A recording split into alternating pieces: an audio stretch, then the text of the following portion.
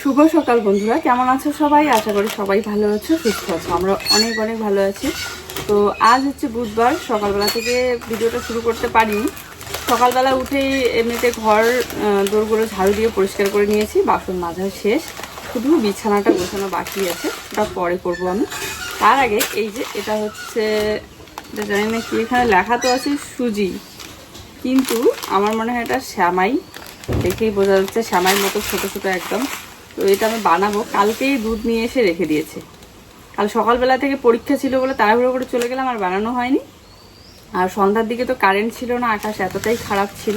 তো আজ সকালবেলা উঠে ভাবলাম যে বানিয়ে নিই, চলো। কারেন্টটাও আছে। আর অনেকেই কমেন্ট করে বলেছো যে এইদিকে সুইচ বোর্ডটা নেওয়া ঠিক হয়নি, কেননা এদিকে হচ্ছে বৃষ্টির জলের ছিটা পড়ে নষ্ট হয়ে যেতে পারে। এই জন্য কিন্তু ওই সিস্টেম করা আছে, প্লাস্টিক এমনভাবে দিয়েছি যাতে উড়ে না যায় হাওয়াতে।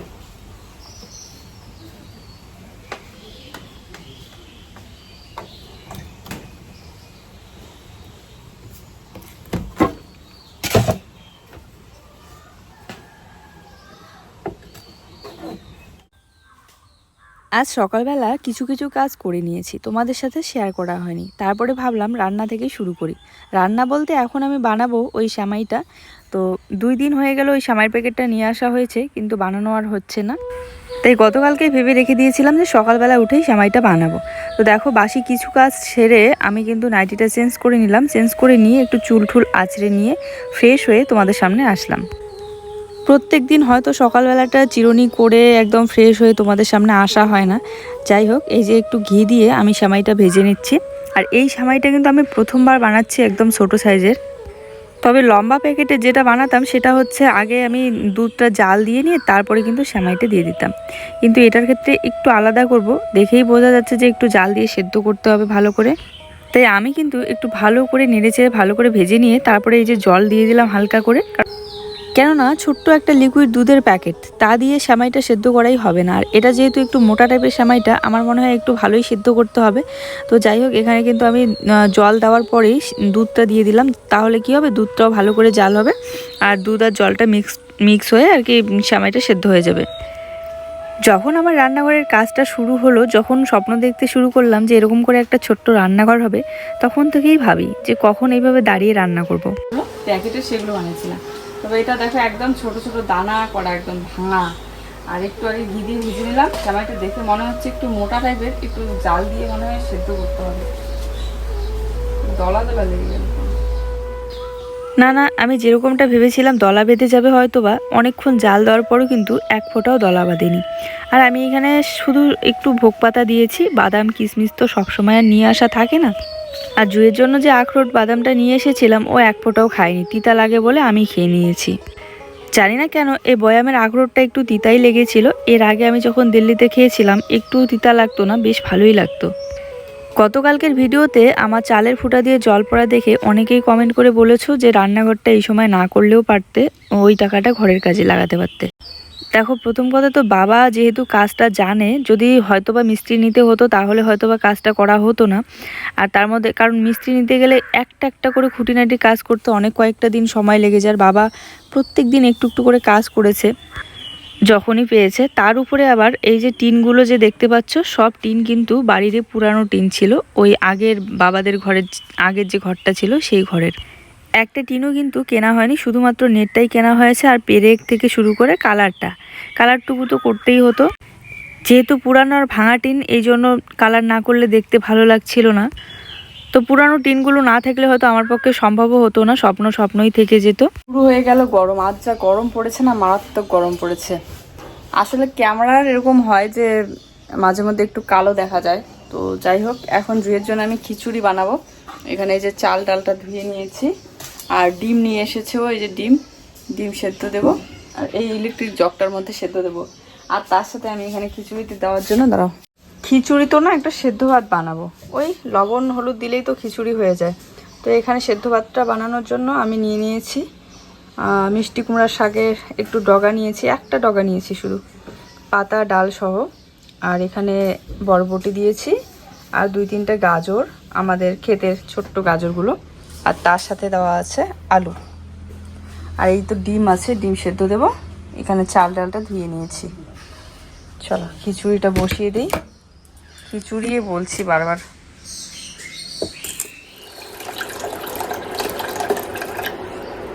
এতটুকু পরিমাণ জল দিলে আমার মনে হয় হয়ে যাবে। আমার মনে হয় এরকম করে সেদ্ধ ভাত খাওয়ানোটাও ভালো, কেননা শাক সবজি চাল ডাল সব কিছু একবারে সেদ্ধ হয়ে যাচ্ছে। মাঝখানে কিছুদিন আগে আমি কি করতাম, চালের মধ্যে বা ভাতের মধ্যেই ডিম সেদ্ধ বসিয়ে দিতাম, কিন্তু অনেকেই বলেছো যে ওভাবে ডিমের যে জীবাণুটা থাকে সেটা মানে খোসার যে নোংরাটা থাকে সেটা নাকি ভালো করে ধোয়া হয়। তুই আবার ছাগলের বাচ্চা দেখে ভয় পায় কোলে নিতে নিবা না একটু খায় না খাস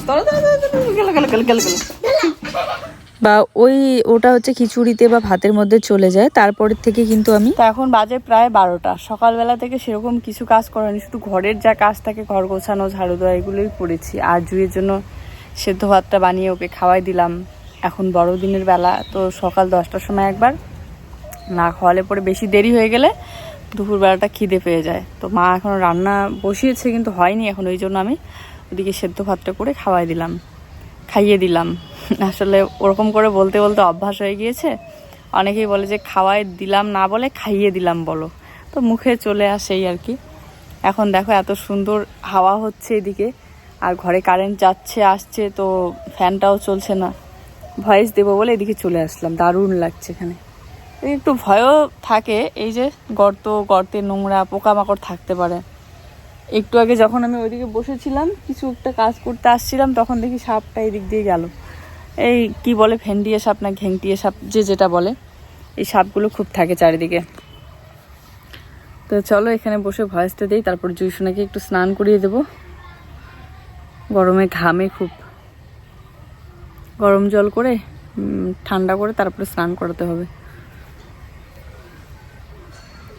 কত সুন্দর পরিবেশ তাই না, এত সুন্দর হাওয়া হচ্ছে এদিকে, এখানে বসে ভয়েস দিচ্ছি। তো তখন থেকে আমি চেষ্টা করি আলাদা করে ডিমটাকে সেদ্ধ করে নেওয়ার। আর এখন যেহেতু জগটা আছে ইলেকট্রিক জগের মধ্যে, আমি ডিম সেদ্ধ বসিয়ে দিয়েছি আর আলাদা করে জুয়ের জন্য সেদ্ধ ভাতটাও করে নিয়েছিলাম। আর আমাদের ছোট রান্নাঘরটা তৈরি করার সময় বাবা সেই কাজে ধরেছে, তখন থেকে একটার পর একটা কাঠের কাজ করেই চলেছে। তো ওখানে বসে এতক্ষণ ধরে জানালার ফ্রেম বানাচ্ছিল, আবার এগুলো দিয়ে আবার ভালো উনুন ধরে, এই জন্য আমি বস্তার মধ্যে সব ভরে রেখে দিলাম কাঠের ওই গুঁড়োগুলো। আর তারপরে এই যে এই জায়গাটা একটু ফাঁকা ছিল বলে এদিক দিয়ে জল ঢুকছিল বেঞ্চের নিচটাতে, আজকে আবার সেই মাটি দিয়ে বন্ধ করে দিতে হচ্ছে। এই যে মাটি নিয়ে এসেছি, জল নিয়ে এসেছি, আর এতটুকু বন্ধ করতে গিয়ে এতগুলো মাটি নিয়ে আসলাম যে এখন আমার ঘরটাই লেপে নিতে হবে। তারপরে ভাবলাম যে না, আজকে কিন্তু আমি ধরে আমি সিমেন্ট দিয়ে মুছেছিলাম, কিন্তু আর ভালো লাগে না, একদম হাতের অবস্থা খারাপ হয়ে যায়। একদিনে বোঝা না গেলে অনেকদিন পরে ঠিকই বোঝা যায় যে কেমন হয়ে যায় হাতের চামড়াটা, পুড়ে যাওয়ার মতো। তাই আবার শুরু করলাম এই যে মাটি দিয়ে ঘর মোছা। এখন থেকে আর অসুবিধা হবে না, যখন ইচ্ছে তখন মুছতে পারবো, নাহলে সিমেন্টের জন্য আবার অপেক্ষা করে থাকতে লাগে। যাক, বহুদিন পর আবার তাহলে শুরু করলাম মাটি দিয়ে ঘর মোছা। এটাতে একটা আলাদাই শান্তি, যখন ইচ্ছে ঘর মুছতে পারবে।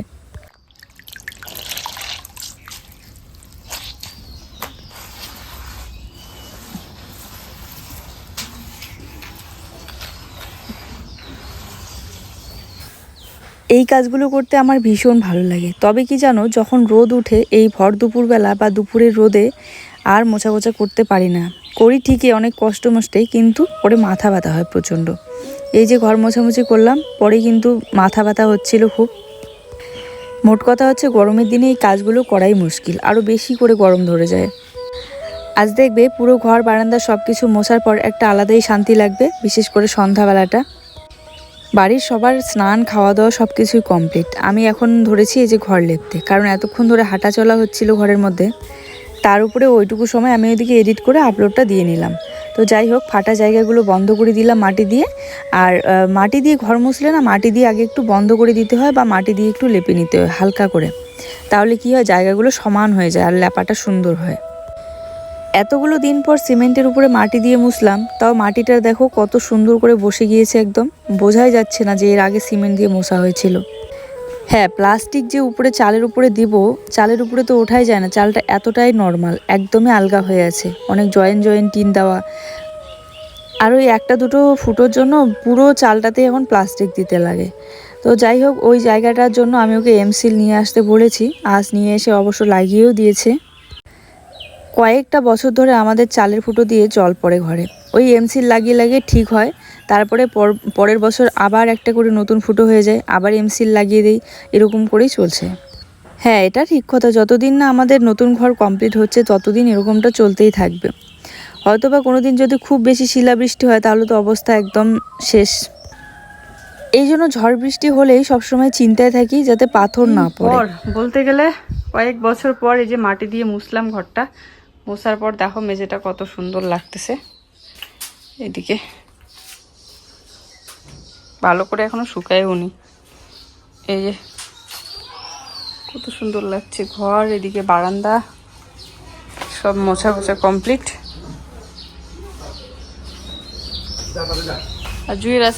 কিন্তু ওই প্রকৃতির নিয়মকে কি আর ধরে বেঁধে রাখা যায়? যতই আমি ভাবি, যতই চিন্তা করি না কেন, যদি হওয়ার থাকে তাহলে হবেই। প্রতিদিন আকাশ খারাপ থাকে আর এই সময় করে আমি মেলে দেই। এই দেখো আজকেও কালো মেঘ করেছে আকাশে, বৃষ্টি নামবে না আজকেও বলো? না, আমি আরো ঘর মোছা মোছা করলাম। দুইটা ভুট্টা তুলে নিলে না আজকে ভাজা খাওয়া যাবে একটু। খড়ি বেলা অনেক হয়ে গেল, এদিকে ঘর মোছার পর এতটা গরম লাগছে, শরীর দিয়ে একদম আগুনের মতো গরম ছুটছে। তারপরে আবার ধোয়াধুয়ি করলাম, তো ওকে বললাম যে একটু মেলে দাও এগুলো, আমি স্নানটা করি, এত গরম লাগছে, খিদেও পেয়েছে। তো জামা কাপড়গুলো মেলে দিল আর আমি এদিকে স্নান করে চলে আসলাম, কার্পেট মাদুরটা বিছিয়ে নিচ্ছি। দেখো এখন কত সুন্দর ফ্রেশ লাগছে ঘরটা। প্রত্যেক দিন বাবাদের ঘরের বারান্দায় বসে খাওয়া দাওয়া করি, আজ আমি আমাদের ঘরে বসেই খাওয়া দাওয়া করব। অনেক দিন হয়ে গেল এই মেঝেতে আর খাওয়া দাওয়া করা হয় না দিনের বেলাটা। হ্যাঁ, রাতের বেলা অবশ্যই খাই এখানে বসে। এখন তো আরও কোনো কথাই নেই, ফ্যানও আছে, হাওয়া খেতে খেতে ভাতও খাওয়া যায়, আবার এদিকে টিভিও দেখা যায়। ও বলছে ফ্যানটা একটু সেট করে দাও, তো তাই সেট করে দিলাম। তো চলো, এই যে এখন আমি ভাত খাবো। এখানে নিয়ে নিলাম ভাত, আর কচু শাক আছে, বরবটি আলু ভাজা, করলা, তারপরে এখানে মুসুর ডাল। আজ ওই ঘরেই বসে খাবো।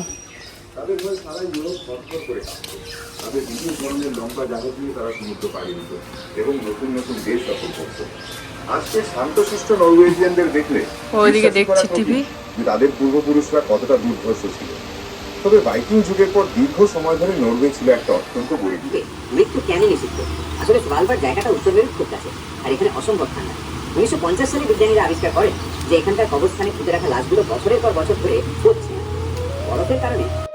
ট্রাঙ্কটা রাখার পর খাটের নিচটা এখন অনেকটাই পরিষ্কার থাকে, আর পর্দাগুলো দেখো কতটা ঝুলে গিয়েছে, একদম মাটিতে টাচ করেছে।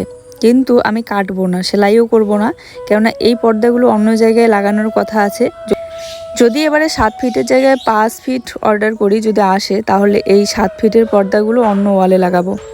বিকেলবেলাটা সমস্ত কাজ সারার পর সন্ধ্যাবেলাটা একটু হাঁটাচলা করতে বেরোই মেয়েকে নিয়ে, তখন একদম অন্ধকার হয়েছে সন্ধ্যা দেওয়ার পর। তো একটু হাঁটাচলা করি, বাইরেটা ভালো লাগে, হাওয়া বাতাস ভালো লাগে। তো এখানে চুলটা আমি আঁচড়ে নিচ্ছি, যেহেতু আজ স্নান করতে দেরি হয়ে গেল, চুলটা এখনও ভেজাই আছে। আর ওইদিকে জুইকে আনতে যাবে বলে রেডি হচ্ছে। আবার এখনও আমার অনেক কাজ আছে, খড়ি নিয়ে আসতে হবে, বাসন কিছু মাজা বাকি আছে, ওই যে দেখো গামলার মধ্যে তুলে রেখে দিয়েছি। খাওয়া দাওয়ার পর একটু রেস্ট করছিলাম বলে বাসনটা মাজা হয়নি। গুড আফটারনুন, এখন প্রায় 5:30 বাজে, জুয়ের টিউশন ছুটির সময় হয়ে এসেছে, ওর পাপা এখনই যাবে নিয়ে আসতে। আর আমি যাচ্ছি একটু খড়ি নিয়ে এসে রাখি, আকাশটা ভালো নেই। আজ ভাবছি উনুনে রান্না করবো, রাতের দিকে যদি রান্না তো করতে হবে রাতে। তো এই যে এই সময়ে খড়িটা নিয়ে গিয়ে রেখে দিই, নাহলে পরে মনেই থাকে না। এই ছোট্ট ঘরটা খড়ি রাখার জন্যই বানানো হয়েছে। আর এখানে খড়ি রাখার পর একদিক দিয়ে তো সুবিধা হয়েছে, এখানে হাওয়া বাতাসে, তার উপরে রোদের হালকা আলো পায়, তো খড়িগুলো আরও বেশি ভালো করে শুকিয়ে যাচ্ছে। একদিক দিয়ে ভিজতেও হচ্ছে না, এদিক দিয়ে শুকিয়েও যাচ্ছে। যা খড়িগুলো কিন্তু ভালোই শুকিয়েছে আগের তুলনায়, দেখেই বোঝা যাচ্ছে। তো আমি একদম সরু দেখে কিছু বেছে বেছে খড়ি নিচ্ছি যাতে ভালো করে জ্বলে। আর তারপরে এদিকে যেহেতু আসলাম, জামা কাপড়গুলো তুলেই নেই, পরে না হয় মনেই থাকবে না, একদমই ভেজা আছে, হালকাও শুকায়নি, ওই যে জলটা শুধু ঝরে পড়েছে। আর দেখো আমাদের সুপারি গাছগুলো কিন্তু মোটামুটি ভালোই বড় হয়েছে, আমি যা মাটি দিয়েছিলাম প্রায় ধুয়ে নিয়ে গিয়েছে। বৃষ্টি শুরু হওয়ার কিছুদিন আগেই গাছের গোড়াতে মাটি দিয়েছিলাম। যাই হোক, জামা কাপড়গুলো যেহেতু ভেজা তাই এই চেয়ারটার মধ্যে রেখে দিলাম। কত ছোট বেগুন গাছটা কত বড় হয়ে গিয়েছে, তাই না? যত্ন করেই এতটা বড় হয়েছে, আর বাকি 2-3টা তো একদমই ছোটই আছে। সারাটা দিনে বেশিরভাগ সময় বাড়িটাতেই থাকি, কিছু প্রয়োজন পড়লে সামনের দিকে বা রাস্তার দিকে যাওয়া হয়। তাছাড়া সকালবেলা থেকে সারাটা দিন, এই দেখো দুপুরবেলা কিন্তু রান্নাও করা হয় না, তারপরেও একটার পর একটা কাজ এগুলো করেই কিন্তু সারাটা দিন কেটে যায়। কেননা সংসারের কাজ তো কমা নয়, যদি তুমি পরিষ্কার পরিচ্ছন্ন করে রাখতে চাও তাহলে দেখবে একটার পর একটা কাজ বেরোতেই থাকে। আর যদি না করে সব কিছু হাত গুটিয়ে বসে থাকা যায় তাহলে তো ব্যাস হয়েই গেল।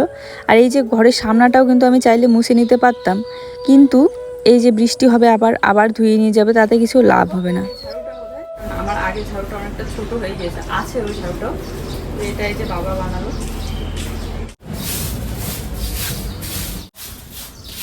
ঝাড়ুটা বেশ ভালোই হয়েছে, কারণ একদম পাতলা, কাঠি কম আছে এর মধ্যে, কিন্তু এগুলো কিন্তু বাড়ির কাঠি, এই জন্য অনেক পাতলা আর অনেক ছোট।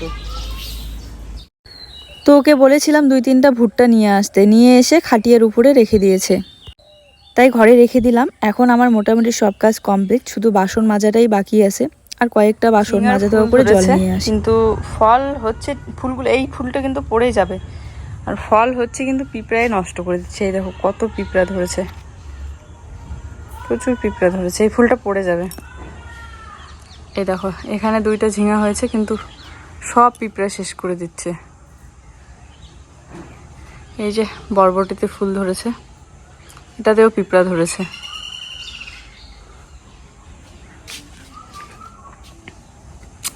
এখানে একটা ঝিঙ্গা হয়েছিল, তাও পিঁপড়ায় নষ্ট করে দিয়েছে, এটা তো আর হবে না মনে হচ্ছে। এই ধুনাটায় না আমি ভালো করে ধরাতে পারি না।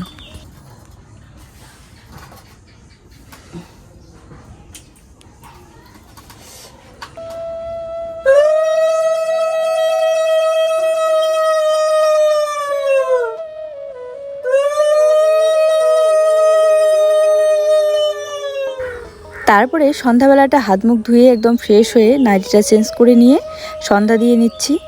আর আজকে একটু ধুনা ধরিয়ে নিলাম, বেশ ভালো লাগে। আজকে সন্ধ্যাবেলাটা যেহেতু একদম পুরো ঘর বারান্দা সব কিছু মোছা কোছা, তো ভালো লাগছে। আর সন্ধ্যা দেওয়া কমপ্লিট হতেই এদিকে আমি ধুনার ধোয়াটা 4-5টায় ছড়িয়ে দিচ্ছিলাম, ঘরের কোণা থেকে কোণা, প্লাস বাইরেটা তুলসী তলার ওই দিকটা। আর ধুনা ধরালেই আমার নতুন ঘরের ওই দিকটাতেও দিয়ে দিই। এখন দেখি সবাই অনেক আগের থেকেই সন্ধ্যা দিয়ে দেয়, এখনও কিন্তু অন্ধকার হয়ে আসেনি ভালোভাবে। তো রাতে এখানে এই যে ভুট্টা ভাজবো আমি, ভুট্টাটা ও আর জুই খোলালো। জুই তো 1-2টা খুলিয়েছে, কিন্তু দেখো এখনো বেশি দিন আমরা খাইনি ভুট্টা, তাতে কিন্তু শক্ত হয়ে গিয়েছে।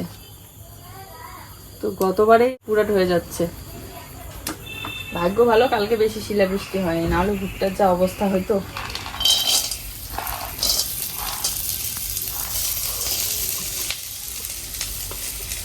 এদিকে ভাতও বসিয়ে দেবো ভুট্টাটা ভাজার পর। নুনটা তো ধরানোই আছে, সুন্দর ধরেছে। সেদিন একটু লবণ দিয়ে ভুট্টা ভাজা করেছিলাম, বাবা খেয়ে স্বাদ পেয়েছে, বলছিল আবার একদিন করো তো এইভাবে, তো করলেই দেই। আর এইভাবে ভুট্টা ভেজে খেয়ে দেখবে দারুণ লাগে। কিন্তু প্রথমে আমি হালকা 1 চিমটি শুধু তেল দিয়েছি, তারপরে ভুট্টাটা দেওয়ার পর একটু লবণ দিয়ে দিলাম আমি পরিমাণ মতো। বেশি লবণ দিলে আবার খরা লাগবে, খাওয়াই যাবে না, তো ওই হালকা দিলেও চলবে। আকাশটা খারাপ, এদিকে বাইরে যেহেতু উনুনটা ধরিয়েছি, তো বাইরেই রান্নাটা করে নেব। ও এইদিকে প্লাস্টিকটা সরিয়ে দিচ্ছে, মানে পর্দাটা, যাতে হাওয়া যেহেতু হালকা হালকা উঠছে, নোংরাটা ভিতরে না ঢোকে।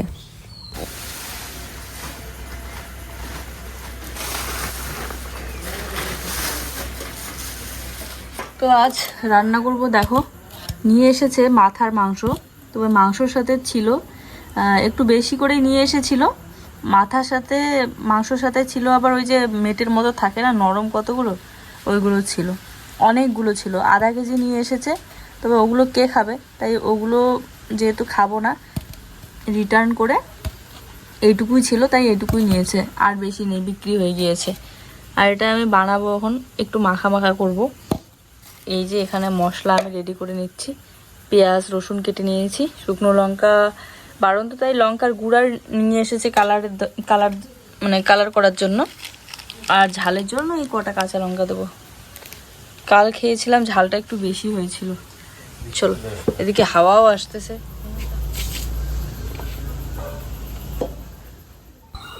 ভাতের মারটা ছেঁকে নিয়ে এদিকে কড়াইটা বসিয়েই দিলাম। দেরি করে আর লাভ কি, দেখো এতটা হাওয়া উঠতেছে আর রান্না শুরু করতে না করতেই ধোঁয়াটা চারিদিকে একদম ছড়িয়ে পড়ছে, বিশেষ করে আমার মুখেই এসে লাগছে। প্রথমে কিন্তু উল্টো দিকে ছিল উনুনটা, এখন আবার অন্য সাইডে ঘুরিয়ে নিলাম, কারণ ওই দিকে বসলে আলোটা লাগছিল না আর ভালো করে দেখাও যাচ্ছে না। মশলা বাটাবাটি ছাড়া রসুন পেঁয়াজ কেটে নিলাম, লঙ্কা কেটে নিলাম, জিরার তো গুঁড়া করাই আছে, আদাটা একটু থেতলে নিয়েছি। ওই আকাশ খারাপ বলে তাড়াতাড়ি করার চেষ্টা। বেশি রাতও হয়নি, এখন প্রায় রাত 8টা বাজে। জানি যে মাথার মাংসতে খাওয়ার মতো সেরকম কিচ্ছু থাকে না, কিন্তু ওই যে মশলাটা থাকে না, গ্রেভি হয়, ওই মশলাটাই খেতে ভালো লাগে। মাংসের থেকে হাড়েই বেশি থাকে। সেদিন যে ওই চর্বি নিয়ে আসলো, সেদিন কিন্তু নিয়ে এসেছিলো, তো ওখানকারগুলো ভালো ছিল, আবার এখানে বেশি দেখো মাংস টাংস নেই, হাড়গুলোই বেশি। তো মশলাটা কষিয়ে নেওয়ার পর এবারে আমি মাংসটা দিয়ে দিলাম। এবারে মাংসটা সহ একটু ভালো করে ভেজে কষিয়ে নেব, আর তারপরে হালকা একটু জল দিয়ে একটু মাখা মাখা করেছি। চলো, আজকের ভিডিওটা এই পর্যন্তই। সবাই ভালো থেকো, দেখা হচ্ছে নতুন ভিডিওর সাথে। সবার জন্য হলো অনেক ভালোবাসা। আর এখন বাবাকে ভাতটা বেড়ে দিয়ে তারপরে আমরাও এদিকে খেতে বসবো। তো কেমন হয়েছে ভিডিওটা অবশ্যই কিন্তু কমেন্ট করে জানিও। Tata, good night.